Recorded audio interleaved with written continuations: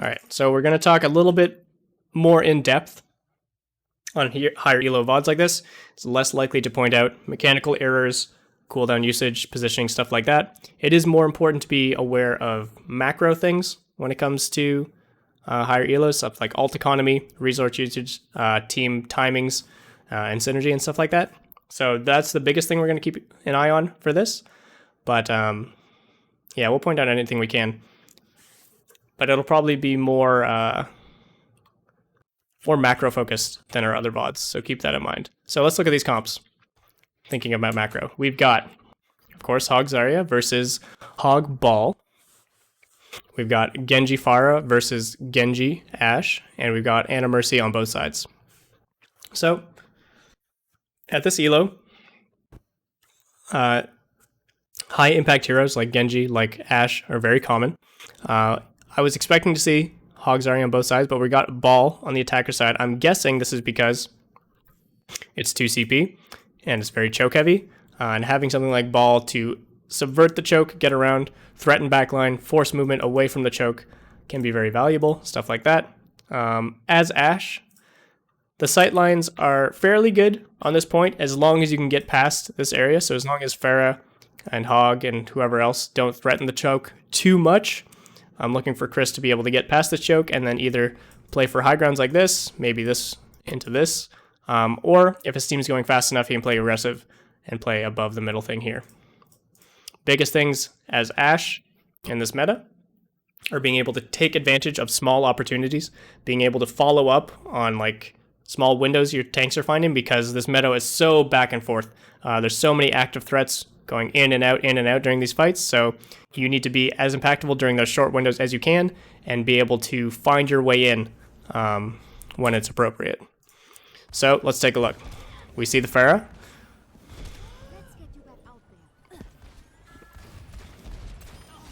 Nice little shot.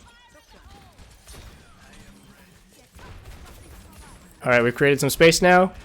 We can take these aggressive angles. I'd like to see him moving to the high ground now. Now that we've cleaned out, so first of all, number one, now that we've cleared this side of the map, Chris has a couple options. Number one, which it looks like we're going for right now, is we can try to snowball the fact that they're forced to group up by surrounding them and hitting them immediately before they're able to stabilize, because they just used a bunch of defensive cooldowns. They just rezzed, they just deflected and dashed out as Genji and stuff like that. So this is a good opportunity for Hog to walk up, try and find a hook. I didn't see exactly who bubbled, but it's possible they used bubbles. This is the short window I'm talking about, where it's important for characters to walk up, take advantage during this time to snowball the initial advantage that Chris found by finding that pick.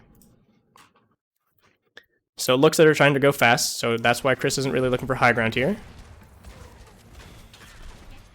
This is a decent sightline to use, but they took too long. They lingered a little bit too long, and it wasn't good enough that they could hold this.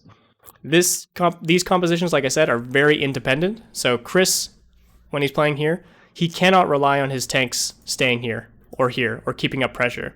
They're going to look for instant value and then back off. Instant value, back off. So we got the pick. We moved up. We looked for instant value. As soon as we don't find it, Chris needs to think about his next position. He needs to think about the next way into the next fight, because this team fight is like already over. So because he was spending a little bit too much time focusing down that Zarya, the Pharah gets an angle on him and comes back into the fight. Or I said Pharah, right? I'm trying to remember now.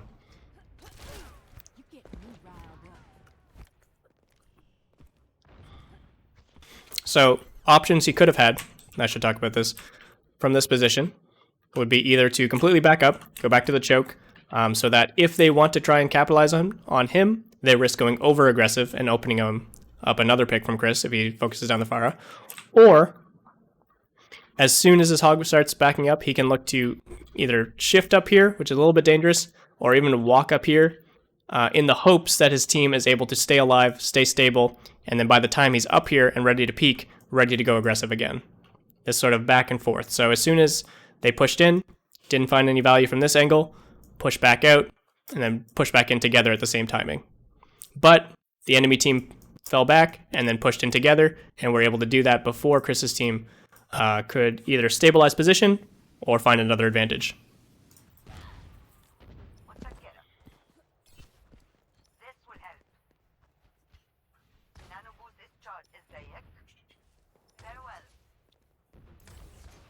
Waiting for the regroup. Can we find another cheeky pick? Yes, we can! Trying to deny the res. Oh, that's a really nice flick. That was clean as hell.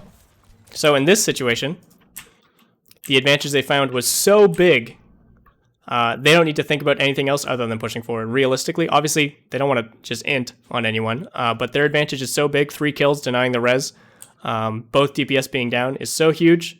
Chris doesn't really need to do much else this fight, and they'll probably still win. But yeah, he takes the same aggressive angle. It doesn't matter that he's not worrying about better position because their advantage is so big. They try to turn with Nano. I think that was a mistake from the enemy team. Unfortunately, the Hog went a little bit undiscovered and got the Ana, but that probably won't be enough to turn this fight. Yeah, and he's just wasting his time. So really nice shots from Chris, getting those 2 kills, and then the Hog following up to deny the res. They got so much value off that small window. Those kills happened so fast. There's nothing that really the enemy team could have done. They're on an enemy Widow now, so there's one more threat we need to worry about. Again, we're still doing the same thing. We're waiting for our tanks to find a little bit of space, then trying to find an unsuspecting angle or just following up in their footsteps. Nice spacing to avoid that grab. Maybe just a misplay from the enemy's Zarya. Maybe it hit the Bob. I'm not actually sure. But the fact that he was disconnected just enough from his front line there, even if Bob is his front line, means that he doesn't get caught in that grab, and if he were caught in that grab, he'd probably be instantly dead from Zarya's focus.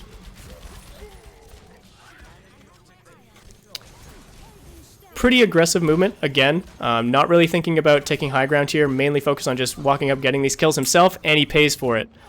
I'm not sure what this is going to mean for his team. They might have the numbers to still cap this point. It looks like they will. They've got Nano Blade, of course, too. Chris is coming back on Tracer, but it looks like this fight's already over. So a little bit risky there. Wait, let's just watch to make sure it is over. If it's not, we can berate Chris a little bit more for losing this fight.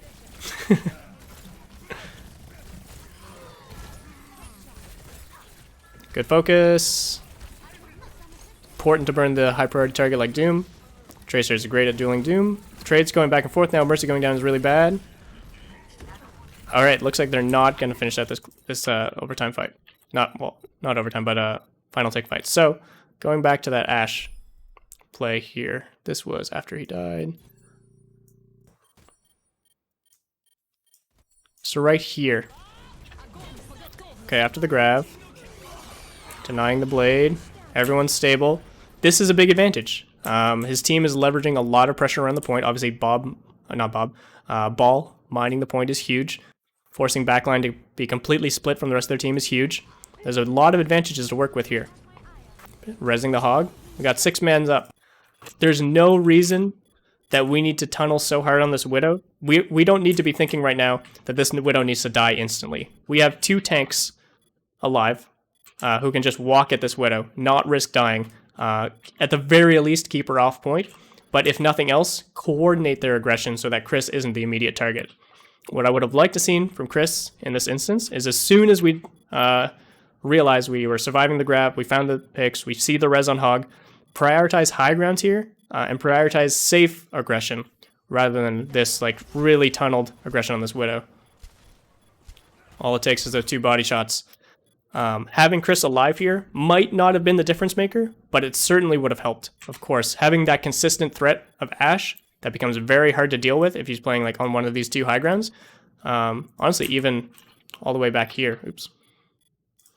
All the way back here. While the angles aren't as great, or even just back on main, which is a little bit more risky, but still a lot safer than being on the point itself.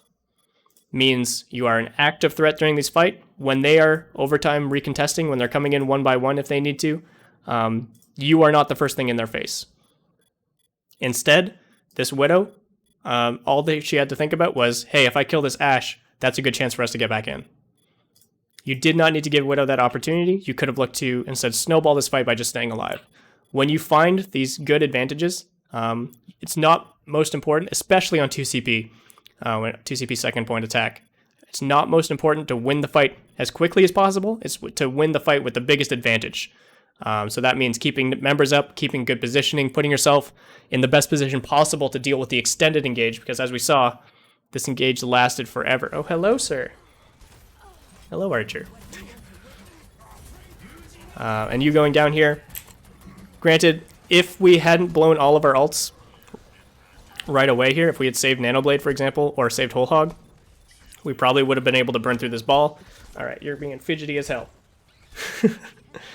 And plus the added Ashe damage, of course, might have been able to help. But we're moving past it. We're going to go back to Ashe here. Just a more consistent hero to get in, safer hero to get in. Bob is a good ultimate to pressure point, stuff like that. Makes sense to play Ashe, no Tracer.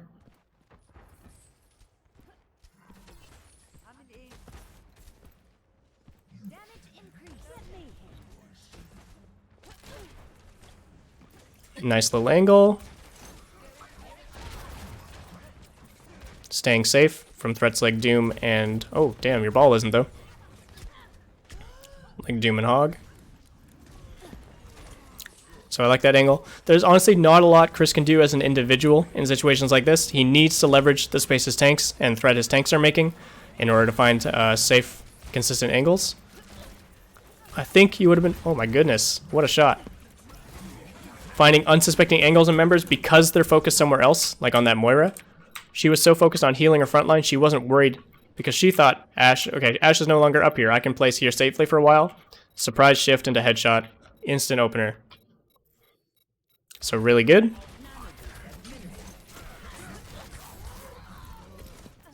How aware were we of these threats after we got that initial pick? So we're playing here. The Doomfist was behind us. How long has the Doomfist been behind us? We're going to watch third person. So we knew the Doom came after us a bit. That's why we dropped off after taking a bunch of damage, of course, too.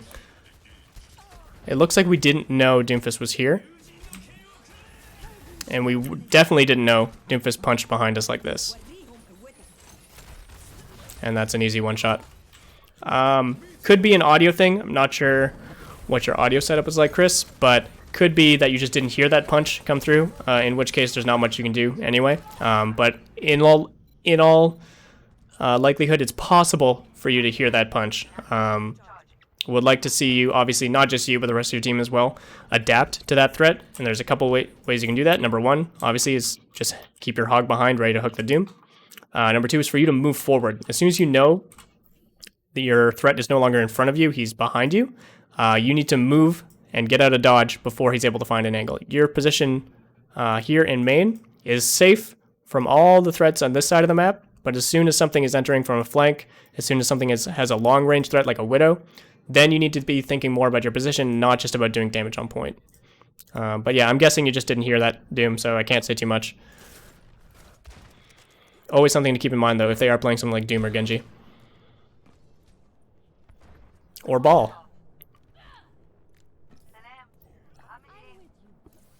So no Hog on the enemy team should make it easier for your Hog to walk in, and harder for that enemy Zarya to hold space. If we're lucky. Nice. Again, you're super safe from these long-range threats, and you're hitting your shots. So you're finding a lot of value from playing here.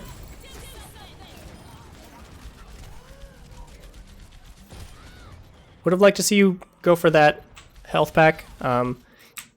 Knowing enemy Bob was where he was, realistically, you're not going to be able to get back into this fight very easily. Enemy Ashe still being alive and being the one you were dueling before you went into cover and face planted into this wall. Being at 40 HP puts you at like body shot unscoped range, right? So even if like your team was fully threatening everything else, it's not unheard of for something to be able to retarget you as soon as you peek back out, even if they're brawling on point, when you're so low HP, when you're this close range, like you're not coming back in from main or anything, you're coming back in from this corridor. So just take your time. Like I said, best way to snowball advantages is to keep your advantage, keep the numbers advantage, keep the positioning advantage. Go get your health back, go play this high ground, and focus on the extended fight instead of just instantly winning this fight. But it might be enough because of overtime and the last tick. Not overtime, but like the spawns. And yeah, it was last tick. So it works out. But two situations now. You could have kept yourself alive and put your entire team in a better position to continue the snowball and stay alive for longer, have more damage overall, all that kind of stuff, by just playing a little bit slower after finding the initial pick, after finding that initial advantage. Because once you find that initial advantage, it's not about speed, it's about stability. Defense here. What's on defense? More Ashe. So unlike Widowmaker, Ashe cannot get one-shots from like all the way back here. So understanding this aggressive opener. Again, like we said about the enemy team, we want to be able to pressure this choke. We want to deny enemy people like enemy Ashe, enemy Zarya, excuse me, enemy Hog if they had one, from being able to walk up through these chokes. So the best way to do that is just pump out as much damage as we can into the choke themselves, of course, while staying safe. Nice little hook. Ooh, and a sleep. It's an easy kill.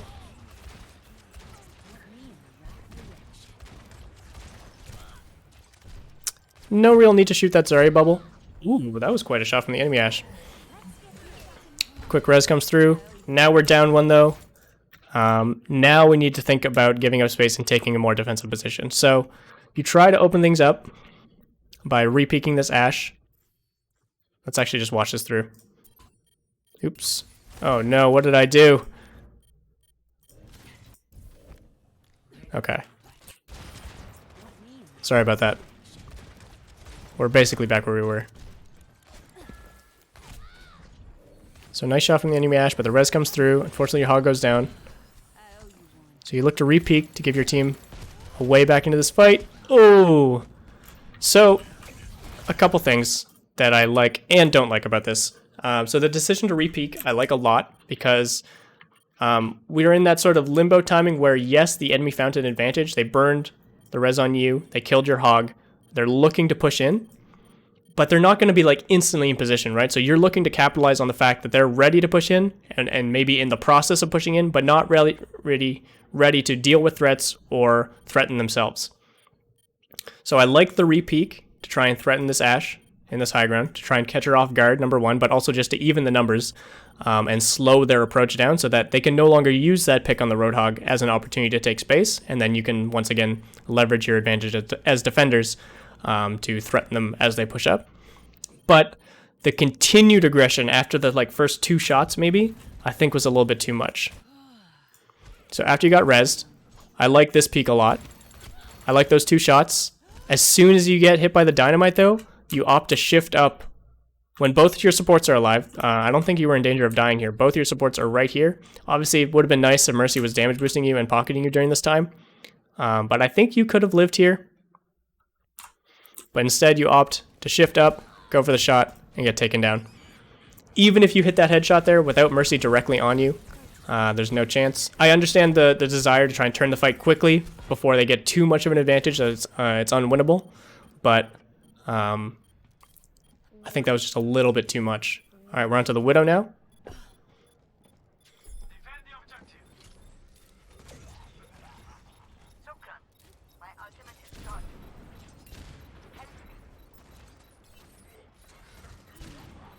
Ball's trying to find a way in. This is a tough one to get back into, but a good pick or two might win it. No, it's going to be too much. I'm curious to see if you go back to Ashe now. The range on second point is much better for Ashe than first point, which is in general where the high grounds are. It looks like you don't really have time to go swap anymore. So it looks like we're keeping the Widow. Small thing, but I hate it when Widows waste Venom mines. Like, you threw mine, what, right here? What's that going to do realistically? It's not going to give you any information. It's not going to waste their time during anything. Good Venom mines here. Even like if you want to use it main, just use it on one of these chokes. If you just want to use it for the damage, if you want to, you mainly want to use it for this, so you know exactly when you need to peek up there because you see someone coming up the elevator, or you trigger someone coming up the elevator. If you're expecting flankers, like an enemy Genji, over here is a good spot, like on this wall, on these window things, or even on the high ground here. No reason to just waste one of your cooldowns, even though it's not a very impactful one, just to give yourself safer information. I just really think there's no reason not to do it. So you're opting for a really safe angle here. Unfortunately, because of the snowball potential from the enemy team here, there's not many options you can give yourself as Widow. Oof. So you knew he was reflecting, but I think you thought he was reflecting the enemy Genji, and you expected him to either turn away from you or take it down.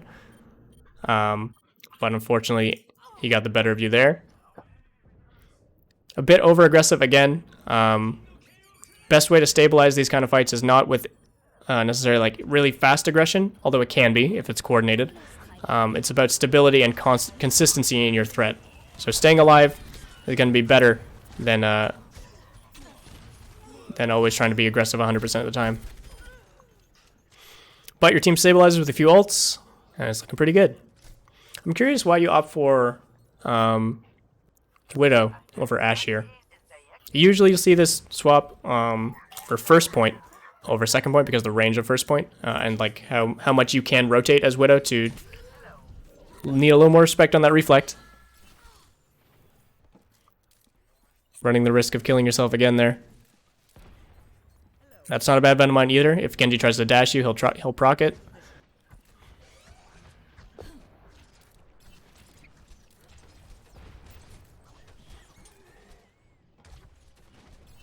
I like the aggressive angles to try and capitalize on your tank sticking aggression.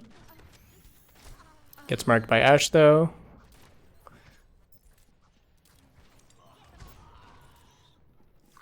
Not sure why your team opted to commit so hard over here. Like, I understand like starting aggression over here, trying to force cooldown, slow them down, and maybe snowballing off that. But they gave up so much in a point where realistically you, as well as the Ana, don't really have a shot of following that up. I'm not sure where Ana died exactly, but she was probably because she tried to follow that up. So you're put in a very awkward position here. Your best option at this point is to do exactly what you're doing. Wait for them to come to point. Come from an unsuspecting angle as your team is re-aggressing. You don't need to be the first one to peek here. You want your team to be you want the enemy team to be focused on your team fighting on point. So we're setting up for an angle. Oof, the Ana scouts you out though, and they're turning for you. Like I said, you do not need to be the first one to peek here. It would have been really nice to wait at least for your ball to come out. Ideally your ball followed by your hog and stuff like that to come out, and then either peek like you did from main, trying to find a shot here, grapple up here, do the same thing, grapple across. You can use any of these high grounds or main even. It was a little bit unfortunate that you were trying to get some scouting information when the Ana peeked you. So that's a bit unlucky, but I think you should have been more patient here. You're going to know that you're not touching the point, so you don't need to rush anything. It's not like you're the last line of defense to touch this point or anything. And because you peek early, Genji's just a dash away, and he follows up. You would have given yourself better opportunities for shots, as well as just more uptime in general by waiting a bit longer there. Rely on your team. When you're playing this hit scan role, you do not need to be the fight opener every time. Rely on your team to take aggression, take attention as much as possible, and use that to your advantage to have more aggressive uptime throughout the course of the fight. You don't need to be the first one in. Even though you're doing a really good job, like we saw in your attack at the first round, of finding these opening picks, you're doing a good job of finding that much pressure that it forces the enemy team back and creates more opportunities for the rest of your team. In situations like that one, it'll be a lot better for you to be following up their aggression than trying to find that free pick.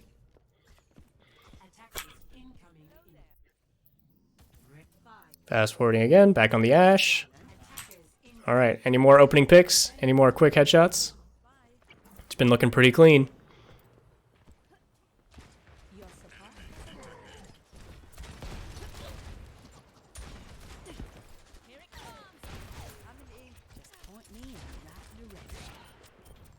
Good damage forces the Ashe off. Now we can slowly take space.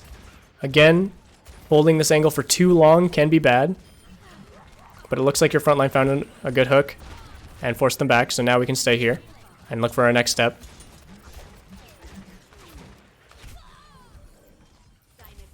Once your hog goes down there, so from a third-person POV here, At this point, you're good.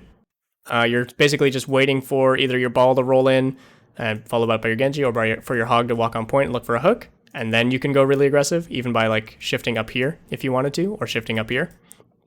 But instead, we linger on this position for quite a long time, and Hog gets naded. Even as soon as that Hog gets naded, even you could be thinking about giving up a bit of space. Instead, you overcommit for like 2 more shots, and that's just enough. I'm not going to call this like a lack of respect or anything, but I think it's a bit of lack of understanding of how long your aggression windows are. Like, obviously, you're respecting this Ashe based on your movement, based on your priority and targets and stuff like that, but you are overstaying in these situations when you can just be playing a little bit safer. Given that you only have a minute to attack this point, you want to give your team the best chance at winning this fight as possible, and that's going to be with you alive. But the res comes through on Hog, and it looks like this still might be enough. Ooh, but they get that res on Ashe. She should die immediately, though. Okay, the Ana dies instead. Oh, the ball messes up his roll. Genji's cleaning up. Everything's going well. It looks like it didn't matter too much. But again, if you had just been alive, you didn't even need to get any damage in, and your team was doing a lot of work that fight. But if you were alive, it just would have made things a lot easier on everybody. Oh no. Again, you don't need to be on point. You don't need to overcommit. You don't need to think about, okay, just stay on point, kill everything that's on point. Think about the best position you can put yourself in to win this fight in the long run, not just immediately, not just walking into them in melee range and taking some shots, but in the long engage. Even something up here, which is still really aggressive, would be better than standing on point. But ideally, something like here, back here, using your distance to your advantage. All right, we got one more fight.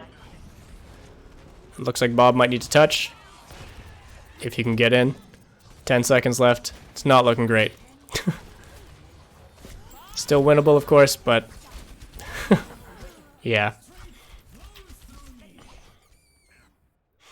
So, not bad. You guys managed to cap first point. That's still a pretty good spot to put yourselves in. Grab some water.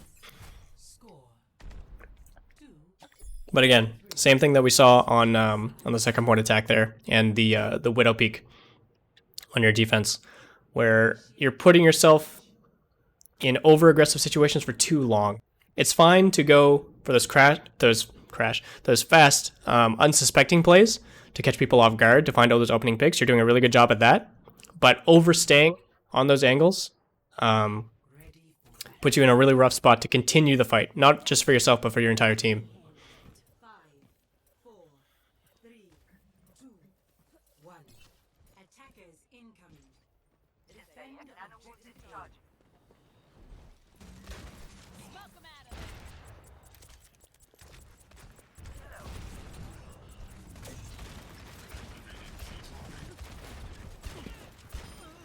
Nice shots.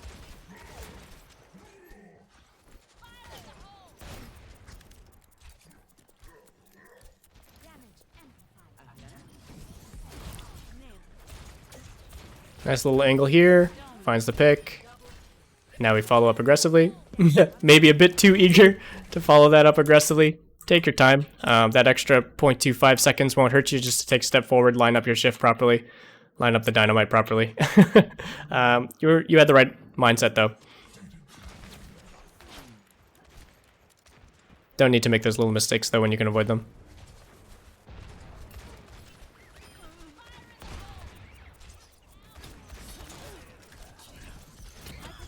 Forcing your shift out that early is always a bit dangerous, and then again, if you're forcing your shift out from a situation like this, just to replay it. So you were here, you were shifting away from the Genji, I imagine, and from the ball, if you were expecting a slam, where you could be holding this exact same angle from where Ana is, maybe a little bit closer towards forklift or a wider angle. But if you can save that, it's a nice hat, by the way. If you can save that shift for more dire circumstances, you're just going to be more reliably, what am I trying to say? You'll be in a more reliable position to hold for longer and put yourself in just better situations to live for longer during these fights. But you don't get punished for it, so it's all fine and good. Tricky dynamite.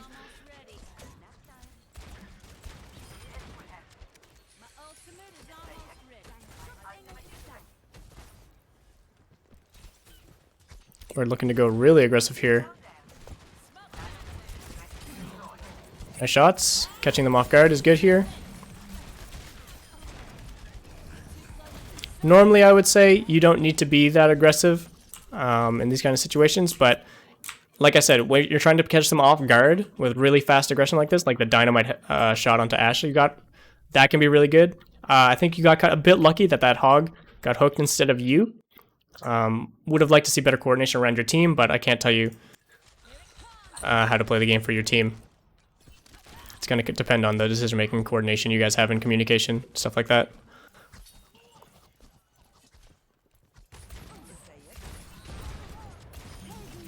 Nice shots to clean up that hog. Punish him for finding that hook. Tunneling a bit too much on your dynamite there. Realistically, once you miss the first shot on your dynamite, good players will be able to avoid it, even if you hit the follow-up shot. And you put yourself in a little bit of unnecessary risk to this Hammond because you were tunneling on getting that off instead of focusing on what you should be looking at next, what your threats are, stuff like that. Looks like you're going to survive this, but still. Ooh.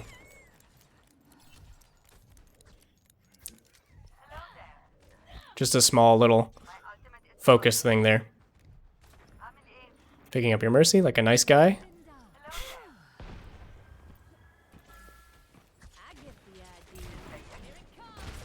Again, you're risking putting yourself in a situation where you're forced shift, and now you won't have to deal with things like this, like the tanks walking up on you. So, see how I saw into the future there? This situation is very similar to the one we just saw, where you're taking these shots. As soon as you see this hog and this ball roll past you, you need to be thinking, okay, I'm already in danger, and you need to be backing up. Because you're running the risk of getting slammed by ball and hooked by hog at the same time. Instead, you stay for a few more shots. You shift now, which is a bit early. You're not reacting to anything with shift. You're just trying to get your next best position. Where if you've been playing safer, you could be already either on point if you wanted to rotate towards this side or going towards this high ground above the mega. But instead, now we've burned our shift and we are no longer able to react to things like Hammond Slam or Hog's Hook. If you were able to react to either one of those, you'd be fine here.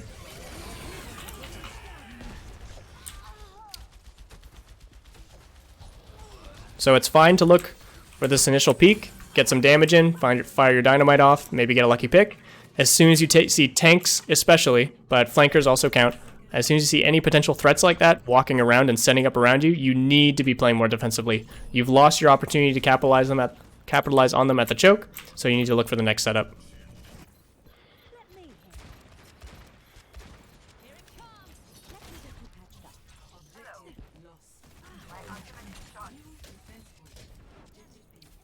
We're putting ourselves in a pretty good situation to line up for a draw right now, based on enemy ult economy. They are not going to be able to, especially with picks like that, they're not likely to be able to build up another nano blade, unless this fight goes really long, or unless you feed them a lot of blade charge.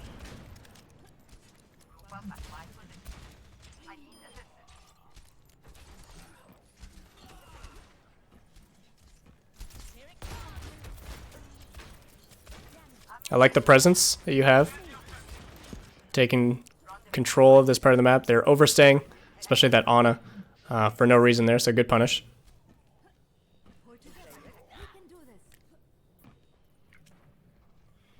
It's not a huge deal, but I'm wondering why you're not taking things like this high ground to give you better dynamite angles. Even this high ground, if you wanted to like go for some aggressive poke and then shift away. By starting on the payload and looking for just linear aggression forward, you're opening yourselves up to more things than you could be by just staying on high grounds.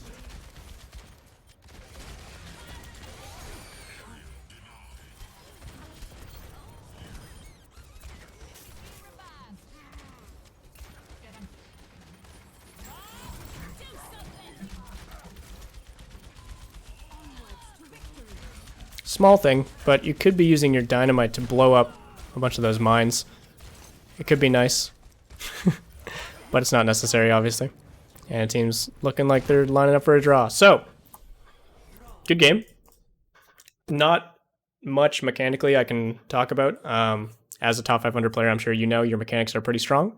Better than mine by a long shot. So not too much I can critique there. The biggest thing I'm looking at is your decision making, your positioning, and how you're reacting to both your own and the enemy team. So with that in mind, number one thing is if you have an advantage, the best way as a DPS player, the best way you can capitalize on that advantage is by staying alive as long as possible, by staying an active threat, an active influence over the fight for as long as possible. When it comes to 2 CP attack especially, second point is won not off one fight. It's one of over like 2 or 3 fights that kind of extend into this long overtime ordeal.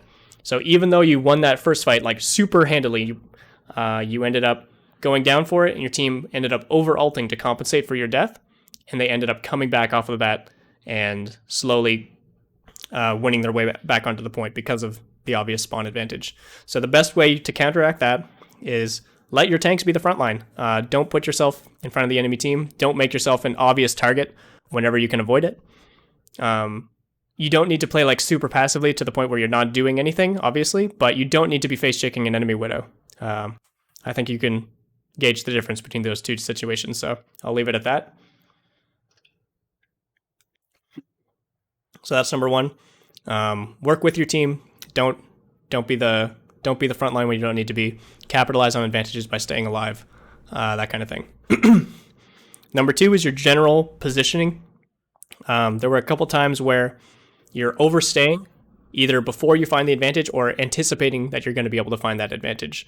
For example, overly peeking the enemy Ashe, staying at the same angle after your tanks get forced back, not rotating to better positioning mid-fight when you had the time, when there's no targets in front of your face, when there's no advantage to be pushed. These are all situations that don't seem like very big deals, but especially at high elo games and especially over time, these advantages will like slowly compound into these long games where you're able to have more uptime, you're able to stay alive longer, you're able to have better positioning to exert more threat over the enemy, and all those things will add up over the course of a game to the point where you will be in a much better position to capitalize on the enemy, and your enemy counterpart especially, and you'll be a lot safer to your threats. So look to identify more your own tank's threat and the threat generation and positioning. So if your hog is in front of you, walking forward, looking for a hook, that's a great time to peek aggressively and look for an aggressive angle. If he's purpled, he's in the middle of his E or something, walking backwards and walking around a corner behind you, you'll probably have to give up space yourself as well because you're just opening yourself up to being the main target. Use those situations, use that back and forth so that when you're falling back, you're not just walking back linearly, you're using that as a chance to take a different part of the map, a new angle, a new chance to find pressure from a different space. And then by the time your team's ready to go in again, you're ready to catch them off guard from a surprise angle, like I said, or just have better positioning in general with high grounds, with natural cover and stuff like that. Other than that, I don't think there was much else, honestly. Like I said, you played really well. I guess like to touch on the flip side of dealing with your own team when they're going in and out, look at the enemy team's tanks as well, especially in this meta with stuff like Hog being as important as he is. Make sure you're ready to react to the space that they're taking. If they're setting up for something like a hook on you, you shouldn't have to waste shift just to react to it. You should be able to walk away before it comes out and then react with shift, your coach gun, I should say, if you're on Ashe. React with your coach gun when you need to, rather than preemptively just to get yourself in a safer position before anything happens. That was the main cooldown you seem to be struggling with the most. You're great at using it aggressively, finding those fast peak angles and catching people off guard with them. Like I said, your mechanics are really, really good, and you're using them to your advantage by catching people off guard with them like that. But again, it's not always about finding the fastest kill, finding the fastest way into the fight. It can sometimes be about getting the best position to close out the fight and staying relevant for as long as possible. So yeah, really only those two focus points from what I can remember. Hope that helped. I know you're not here live, Chris, but I hope you watch the VOD, and I hope that helps.